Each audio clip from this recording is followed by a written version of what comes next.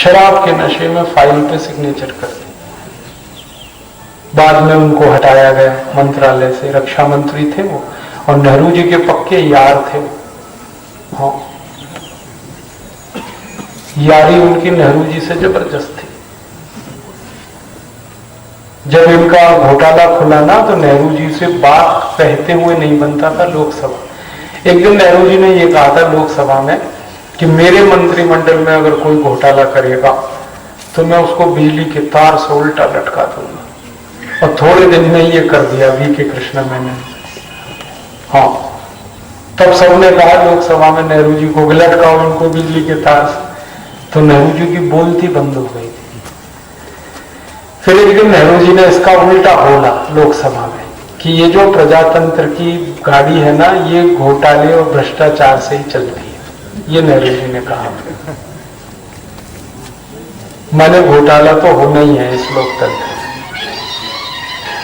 उसके थोड़े दिन में और एक बड़ा घोटाला हुआ था, चेक पिस्टल स्कैंडल। चेकोस्लोवाकिया नाम का एक देश है, वहां से पिस्तौल खरीदी भारत सरकार ने, लेकिन पिस्तौल नहीं आई, पैसे चले गए।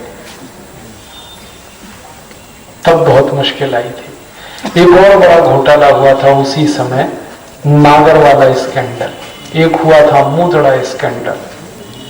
ऐसे जितने घोटाले अब तक हुए हैं, हमने सबका हिसाब निकाला तो अब तक भारत देश को 340 लाख करोड़ का चूना लगा दिया है भ्रष्ट नेता। 64 साल। और ये जो 340 लाख करोड़ का चूना देश को लगा दिया, ये पैसा गया कहां? ये सब इन भ्रष्ट नेताओं के नामों से विदेशी बैंकों में जमा है। स्विट्जरलैंड नाम के देश में भारत के भ्रष्ट नेताओं के 280 लाख करोड़ रुपए जमा है। और स्विट्जरलैंड जैसे दुनिया के 70 और देश हैं, वहां पे 60 लाख करोड़ जमा है। कुल 340 लाख करोड़ रुपए नेताओं ने लूट के जमा कर रखे हैं विदेशों में। अब हमने इस भारत स्वाभिमान की मदद से एक आंदोलन शुरू किया है कि नेताओं ने ये जो धन लूट लिया है, इस धन को भारत में वापस लाना और इसी धन से भारत की गरीबी और बेरोजगारी को मिटाना। अब आपके मन में सवाल आएगा, क्या ये धन वापस आ सकता है जो लूट लिया इन्होंने? हाँ, आ सकता है।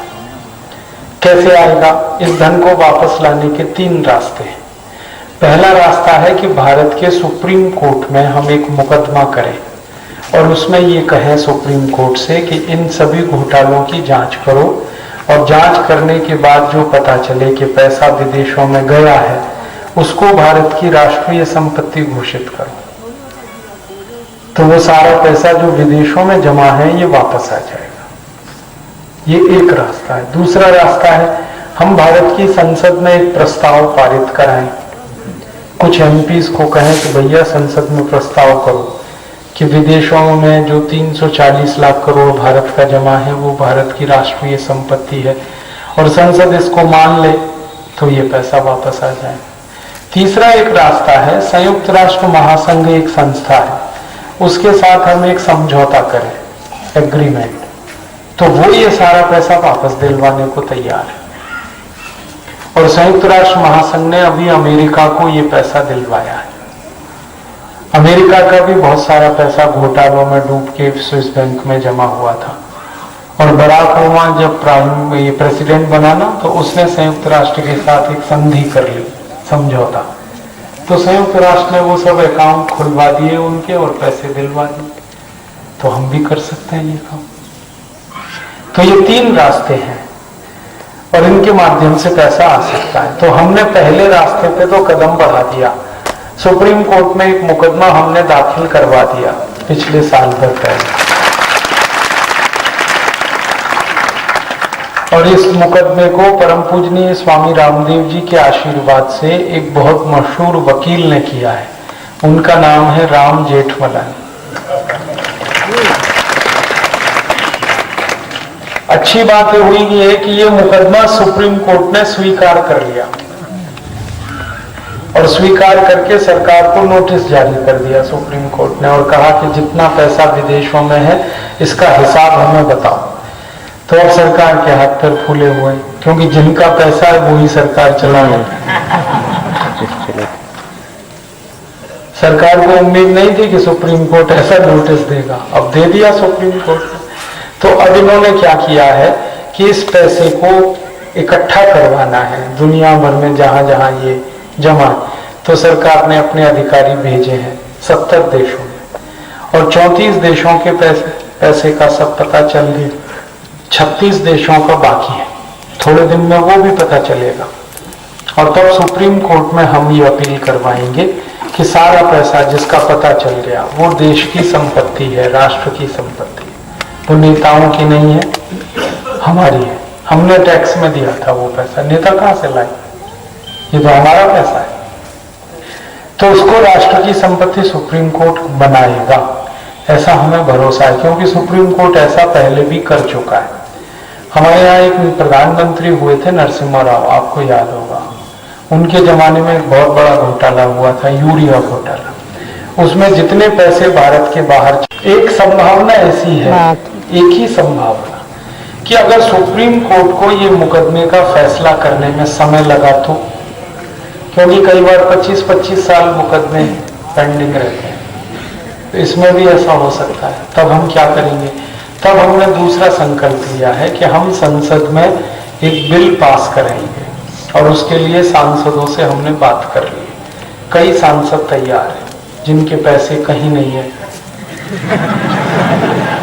ऐसे हैं सांसद, अब बेचारे लूट ही नहीं पाए तो क्या करें, भोले वाले से।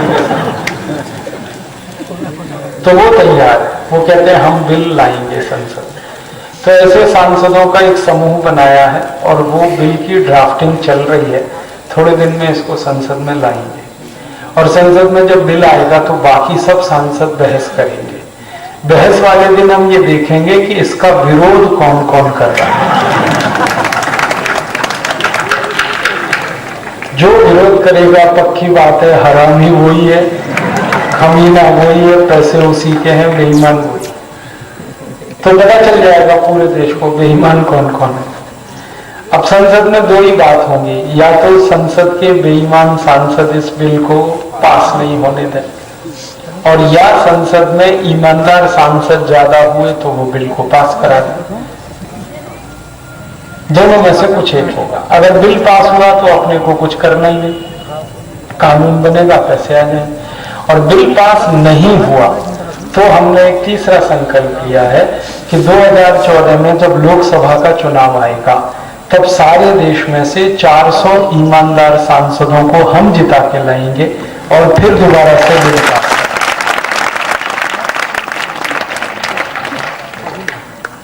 अब आप बोलोगे क्या 400 सांसद हमारे जीतेंगे? आराम से जीतेंगे। क्यों? क्योंकि सन्यासी और संत हमारे साथ हैं इस बार।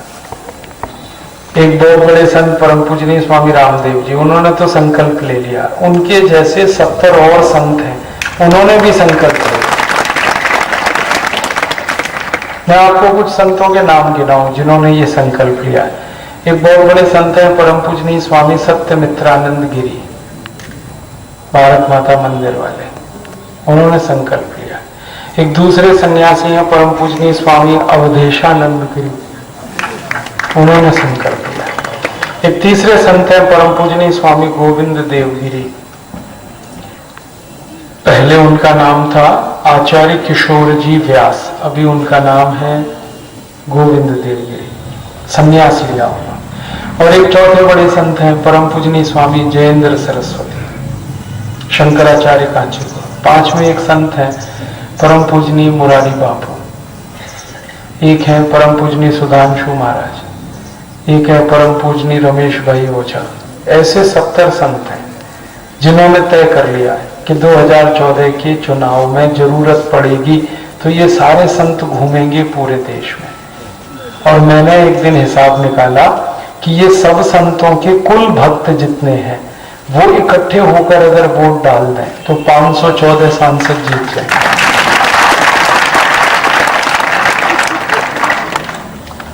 तो असंभव नहीं है। जब ये संत उतर पड़ेंगे तो फिर कौन रोकेगा इनको?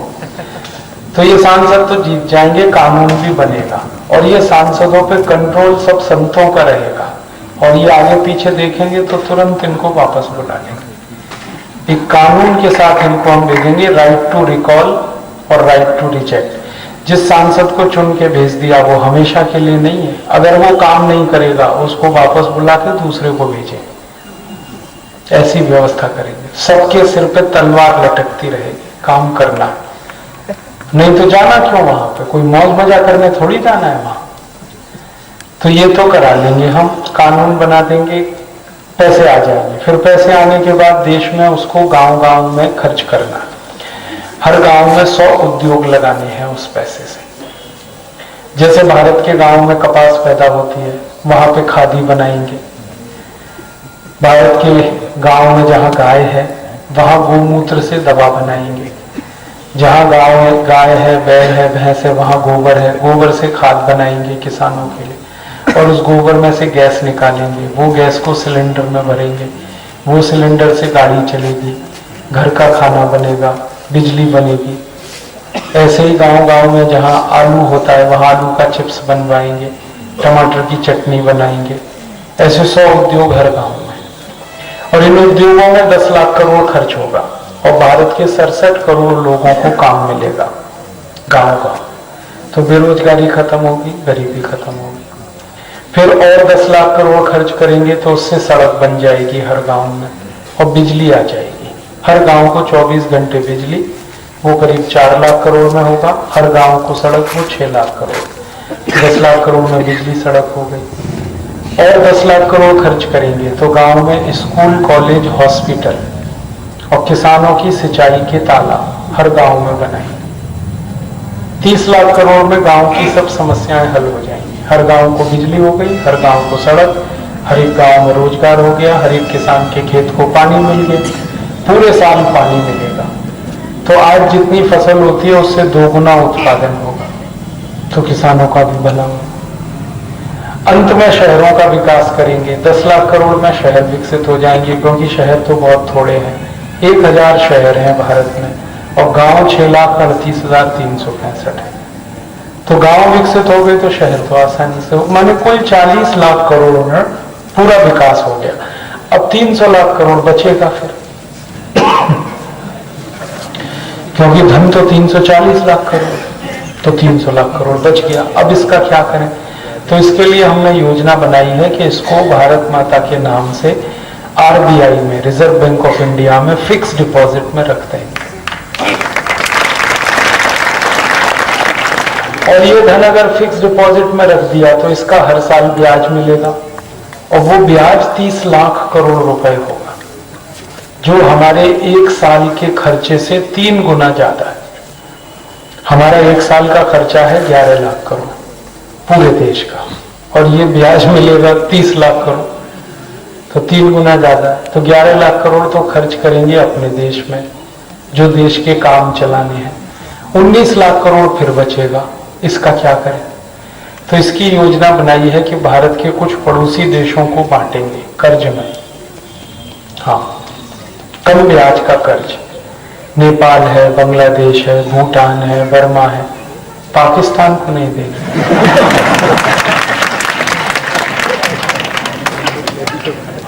बाकी सब, चीन को भी नहीं देंगे, बाकी सबको देंगे। चीन, पाकिस्तान को छोड़ के सबको देंगे।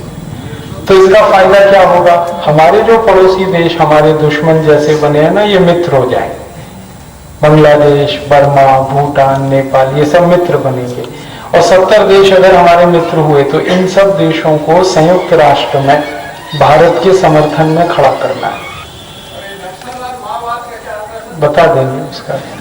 तो ये जो 70 देश हैं, इनको हम भारत के समर्थन में संयुक्त राष्ट्र में खड़ा कर सकते हैं। मतलब ये 70 देश भारत के समर्थन में प्रस्ताव करा सकते हैं। प्रस्ताव क्या कराना है?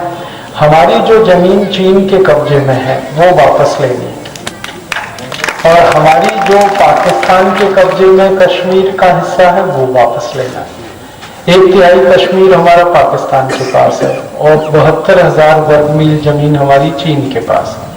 ये दोनों वापस लेनी है। ये वापस लेने के लिए संयुक्त राष्ट्र की मदद चाहिए, और वहां एक प्रस्ताव कराने के लिए 70 वोट चाहिए, और 70 वोट चाहिए। तो इसलिए 70 देशों को हम मदद करेंगे पहले, तो ये हमारे लिए वहां वोट करेंगे, तो वो जमीन